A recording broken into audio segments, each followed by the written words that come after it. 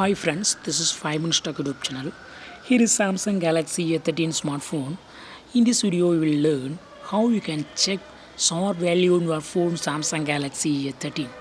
First of all, go to this call button and here type star hash 07 hash and SAR values will be displayed here.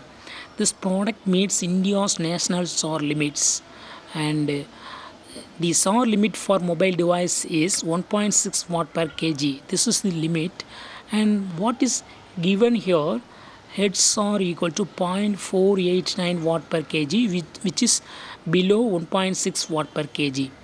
So it is within acceptable range. In this way, you can easily check SAR value in your phone Samsung Galaxy A13. Once again, I show the code star hash 07 hash and SAR values will be displayed. That's all friends. Thanks for watching. Bye.